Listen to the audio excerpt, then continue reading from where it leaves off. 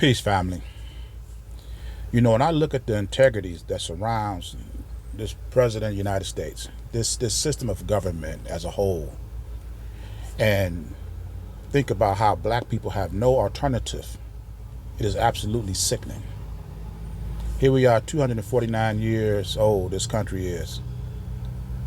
And your 45th and 47th president, habitual liars, felons, convicted of sexual assault. Integrity used to account for something. And now it accounts for everything except if you want to run for president of the United States.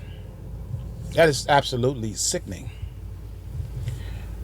When you hear the blatant lies that's coming out of this administration surrounding this Jeffrey Epstein case, every day is a different story. First, Donald Trump campaigning on releasing the tapes. Then Pam Bondi said the tapes was on the files was on her desk. Then all of a sudden there's no files. Now it's a hoax.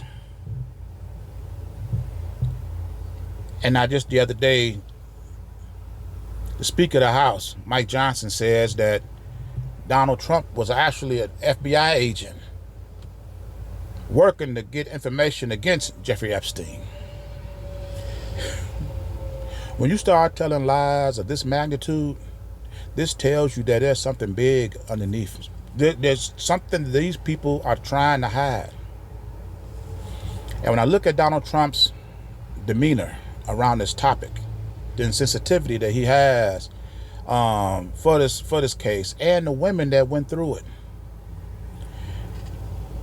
The other day when they was sitting outside the White House, these survivors of Jeffrey Epstein telling their story, you had a military jet fly overhead, startled most of them. The White House said that this was a coincidence, that this was already pre-planned. But if you had any sensitivity to the content that these women was talking about, any remorse, any respect for what they went through, even if this was a planned flyover, you would have either had them change the schedule, or you would have rerouted that flight. I think that this was no coincidence. Matter of fact, I don't believe in coincidences. I think this was a deliberate act to silence these women once again. And like I say, when I look at the lies that's around this situation, if you are somehow an FBI agent or working undercover on behalf of the FBI, to me, this would mean that at some point in time, you would have had to been caught in some compromising position. And now they're going to use you to get information on somebody that's higher up. And then the FBI will show leniency on you. You see, when you tell a lie like that, there has to be some type of agreement between Donald Trump and the FBI. That means a paper trail. Somebody's going to have to testify to this. And nobody's going to be able to. When you listen to the tales that these women was telling, the horrific stories that associated with being entrapped in this man and Ghislaine Maxwell's clutches.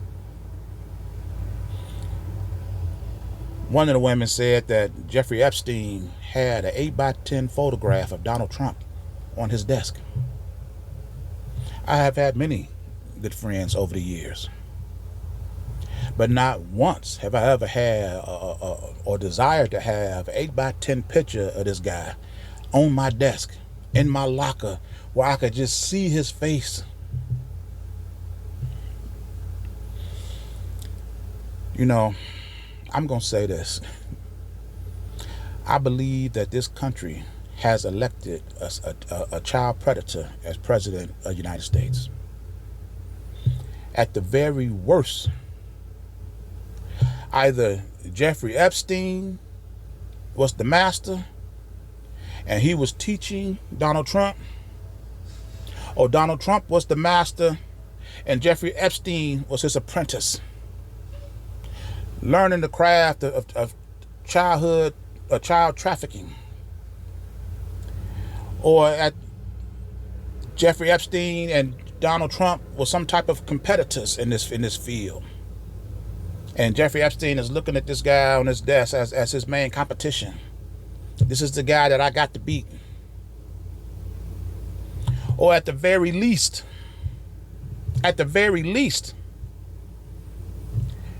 you had this congressman sit up on the congressional floor, said that Donald Trump had, in these Jeffrey Epstein files, said that Donald Trump had over 41,000 bank transactions going to Jeffrey Epstein's account.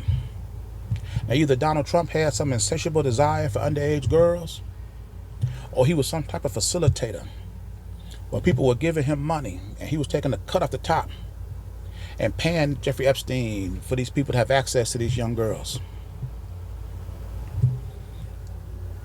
But like I say, at the very least, either Donald Trump was the master, either they was collaborators, or at the very least, Donald Trump was some type of facilitator.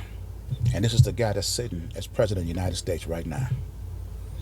Like I say, and when you start telling lies of this abundance, this magnitude, you know, Donald Trump, and I say, you know what, I'm gonna do what I always do.